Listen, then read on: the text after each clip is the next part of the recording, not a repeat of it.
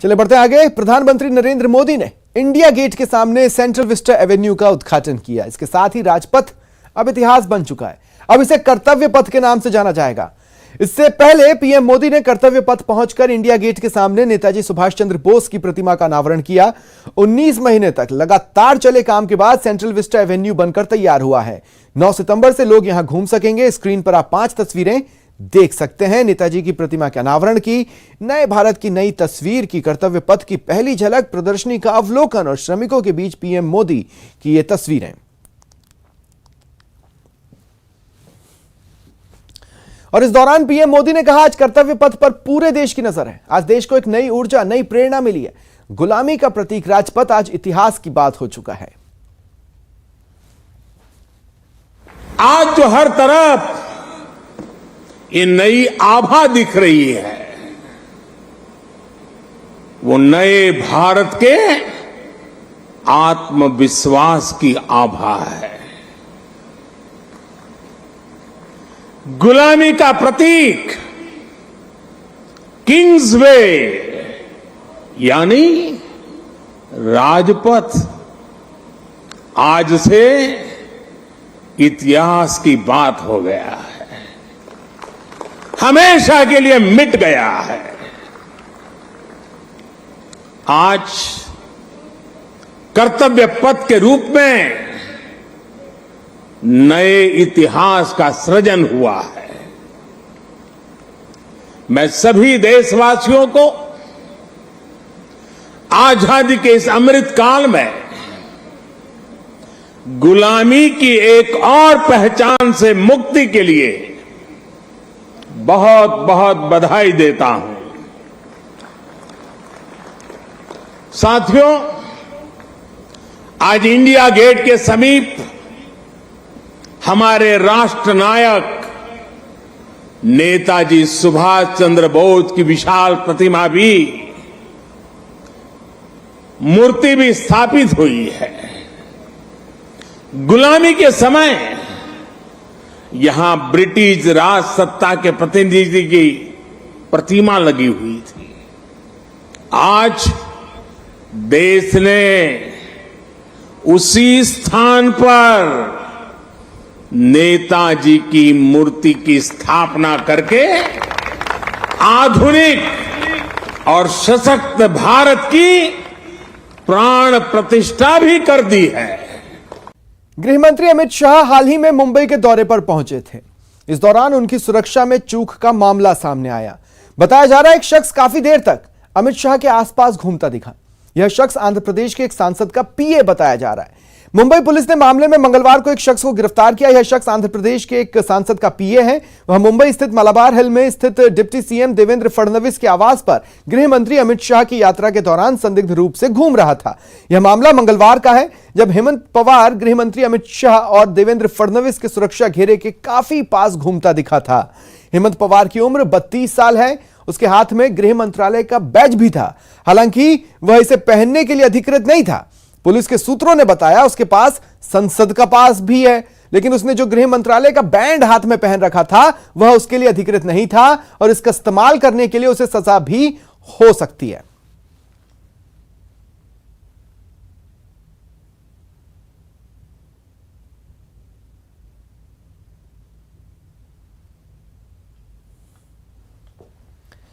मुंबई धमाकों के दोषी आतंकी याकूब मेमन की कब्र को सजाने संवारने का मामला सामने आया। इस पर हंगामा बढ़ रहा है। हालांकि मुंबई के बड़ा कब्रिस्तान में मेमन की कब्र के ऊपर लगी लाइटें हटा दी गई हैं। पुलिस अब इस बात की जांच कर रही है कि आखिर यह किसके कहने पर हुआ। बीजेपी का आरोप है इस तरह से आतंकी की मजार को उद्धव सरकार के राज में सजाया गया था और कब्र को मजार में बदल दिया गया। आतंकी याकूब 1993 के मुंबई बम धमाकों का दोषी है। मुंबई के बड़ा कब्रिस्तान में आतंकी याकूब मेमन की कब्र है, लेकिन इसे पिछले दिनों सजा दिया गया, मार्बल लगाया गया।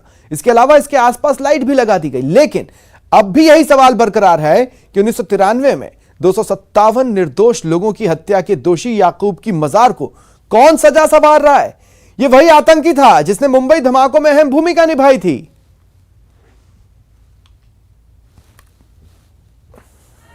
जब उद्धव ठाकरे मुख्यमंत्री थे उनके साथ राहुल गांधी का दल और शरद पवार जी का दल सत्ता साझा कर रहा था, उनके अगुवाई में यह कब्र मजार बन गई। उसे मार्बल लगाया गया, चारों ओर से एलईडी लाइट लगाई गई, सिक्योरिटी रखी गई। हमारा दुश्मन मुल्क पाकिस्तान, वो मुंबई में बमकांड कराए याकूब मेमन उसका आरोपी है, उसकी कब्र जब मजार बन रही थी तब तो उद्धव ठाकरे खामोश क्यों थे?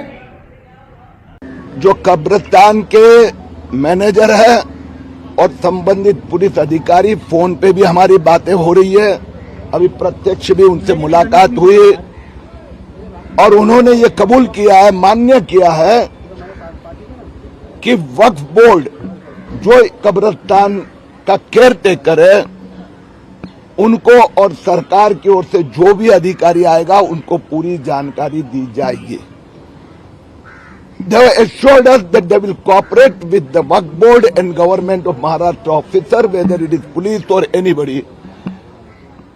और पुलिस ने भी मुझे बात ये कबूल किया है कि यहाँ पर जो हुआ है उसमें कोई भी इसके आगे बदलाव इलीगल टाइप का होने नहीं देंगे।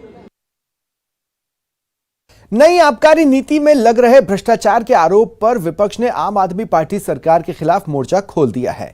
सरकार को घेरे में लेने के लिए भाजपा सड़कों पर उतरी। आप पार्टी मुख्यालय के बाहर बीजेपी के लीगल सेल ने प्रदर्शन किया। बीजेपी कार्यकर्ता उप मुख्यमंत्री मनीष सिसोदिया के इस्तीफे की मांग कर रहे हैं। प्रदेश भाजपा ने दीनदयाल उपाध्याय मार्ग स्थित आम आदमी पार्टी के मुख्यालय के सामने जमकर प्रदर्शन किया। देखिए, मामला सबको पता है कि शराब के घोटाले में केजरीवाल और मनीष सिसोदिया ने कमीशन खाई है। 6% कमीशन इनको मिल रही थी और ये 900 करोड़ का जो घोटाला इन्होंने किया है, मनीष सिसोदिया को इस्तीफा देना पड़ेगा, इसको मंत्रिमंडल से बाहर जाना पड़ेगा। देखिए, आप एक चीज समझ लीजिए, आप पूरे हिंदुस्तान की हिस्ट्री निकाल लीजिए, कोई ऐसा केस बता दीजिए जिसमें सरकार ने 2 IAS को सस्पेंड किया हो। जब 2 IAS सस्पेंड किए उपराज्यपाल ने तो इसका मतलब घोटाला तो हुआ है। तो ये कानूनी लड़ाई लड़ी जाएगी, कागजों में सारी चीजें हैं। मनीष सिसोदिया कब तक अपनी जान बचाएंगे ये हम भी देखेंगे। इकट्ठा हुआ है और मनीष सिसोदिया के इस्तीफे की मांग करता है। देखिए, मामला सबको पता। लद्दाख क्षेत्र में लंबे समय से भारत और चीन के बीच चल रहे सीमा गतिरोध को सुलझाने में बड़ी कामयाबी मिली है। भारतीय और चीनी सैनिकों ने Gogra hot spring patrolling point 15 के क्षेत्र से पीछे हटना शुरू कर दिया है। भारत चीन कोर कमांडर स्तर की बैठक के 16वें दौर में बनी सहमति के अनुसार यह कदम उठाया गया। दोनों देशों ने संयुक्त बयान जारी कर इसकी जानकारी दी।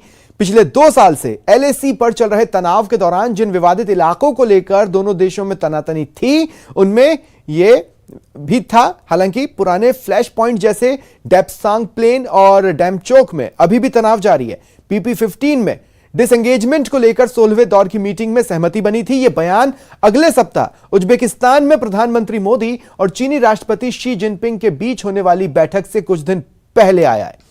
हाल ही में विदेश मंत्री एस जयशंकर ने कहा था कि भारत और चीन के बीच संबंध बहुत कठिन दौर से गुजर रहे हैं। उन्होंने गलवान घाटी गतिरोध और चीन द्वारा सीमा समझौतों के अवहेलना के बारे में बात की थी।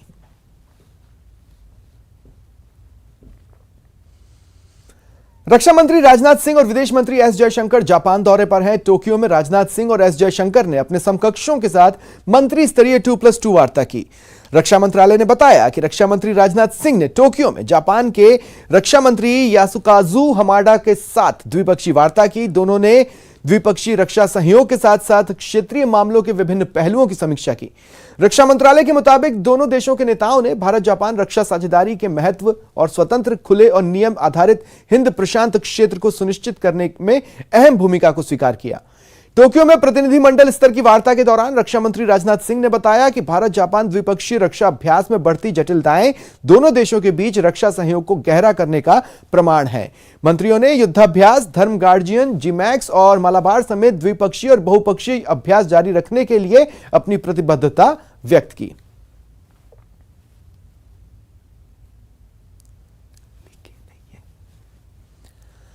अमेरिका ने पाकिस्तान को $450 मिलियन के F-16 जेट के रखरखाव कार्यक्रम को मंजूरी दी। अमेरिका के विदेश विभाग के प्रवक्ता ने बताया, इस सहायता से पाकिस्तान अपनी वर्तमान जरूरतों को पूरा कर सकेगा, साथ ही आतंकवाद के खिलाफ लड़ाई में अमेरिका का साथ देगा। साल 2018 में डोनाल्ड ट्रंप की ओर से पाकिस्तान को दी जाने वाली सभी रक्षा और सुरक्षा सहायता पर रोक के बाद यह पाकिस्तान को मिलने वाली सबसे बड़ी सुरक्षा सहायता राशि है। The Pakistanis have the money to pay $450 million for this equipment. How come they are going around the world begging for funds for the flood affectees? If they have money for the Air Force jets, then they should have money for feeding their people and rebuilding whatever damage has come from the floods. Bihar में Phulwari Sharif terror module के खिलाफ NIA ने बड़ी कार्रवाई की। बिहार के 11 जिलों के 32 लोकेशन पर सर्च ऑपरेशन चला। बिहार में एनआईए का छापा, कई जिलों के 32 जगहों पर छापेमारी, पीएफआई टेरर मॉड्यूल की छानबीन। पीएफआई टेरर मॉड्यूल को खंगालने में एनआईए की टीम जुट गई है। गुरुवार की सुबह एनआईए की टीम ने बिहार की राजधानी पटना के फुलवारी शरीफ के साथ साथ कटिहार, मुजफ्फरपुर, वैशाली, मधुबनी, छपरा, अररिया, औरंगाबाद, किशनगंज, नालंदा और जहानाबाद के 32 ठिकानों पर छापेमारी की। पटना में 3 ठिकानों पर छापेमारी हुई। फुलवारी शरीफ के मलकियाना और गौनपुरा में एनआईए ने दबिश दी। गौनपुरा में मोहम्मद खली कुजम्मा खां के यहाँ से एनआईए की टीम कई दस्तावेज अपने साथ ले गई है। छापेमारी की जरिए पूरी एनआईए की टीम है, आप देख सकते हैं तस्वीरों में। क्या कुछ मिला है छापेमारी में? कुछ बताएंगे? क्या कुछ मिला है? कुछ बताएंगे? दरभंगा के दानिश लॉज में भी छापेमारी हुई। ये लॉज एनआईए की गिरफ्त में आए नरूदीन जंगी के घर से महज चंद कदमों की दूरी पर है। एनआईए की दूसरी टीम ने सिंहवाड़ा थाना इलाके के शंकरपुर गांव में मोहम्मद मुस्तकीन के घर छापेमारी की। इसके अलावा एनआईए की छापेमारी कटिहार, नालंदा, मुजफ्फरपुर, छपरा और वैशाली समेत तमाम जिलों में चलती रही। एनआईए की इस छापेमारी के पीछे मकसद है फुलवारी शरीफ टेरर मॉड्यूल को ध्वस्त करना, जिसका खुलासा 2 महीने पहले हुआ था। दरअसल करीब 2 महीने पहले पटना के फुलवारी शरीफ में छापेमारी हुई थी। पुलिस ने पीएफआई के दफ्तर में आतंकी ट्रेनिंग कैंप का किया था भंडाफोड़। शारीरिक प्रशिक्षण के नाम पर युवाओं को दी जाती थी आतंक की ट्रेनिंग। देश में हिंसा, वैमनस्य फैलाने और हथियार चलाने की ट्रेनिंग दी जाती थी। ट्रेनिंग कैंप में पीएफआई के इंडिया 2047 के दस्तावेज मिले थे। दस्तावेज में 2047 तक भारत को इस्लामिक राष्ट्र बनाने का जिक्र था। Bureau report, news 18 network. Assam police अधिकारियों की एक टीम ने पूर्वोत्तर में सक्रिय पशु तस्करों के एक अंतरराष्ट्रीय गिरोह का पता लगाने में कामयाबी हासिल की। एक गुप्त सूचना पर कार्रवाई कर रंगिया पुलिस की एक टीम ने राष्ट्रीय राजमार्ग 31 पर 2 वाहनों का पीछा कर 2 वॉल्बी, 2 चिंपैंजी, 19 बंदर, 18 कछुओं और 2 तोते बरामद किए। दोनों गाड़ियां दिल्ली के नंबर पर रजिस्टर्ड थीं। उन पर सेना के स्टिकर लगे थे। एक संदिग्ध ने पूछताछ में बताया कि वो सशस्त्र बलों से जुड़ा था। पुलिस ने इस मामले में ठाणे के रघु सिंह और तमिलनाडु के कार्तिक नाम के 2 लोगों को गिरफ्तार किया है। जांच जारी है।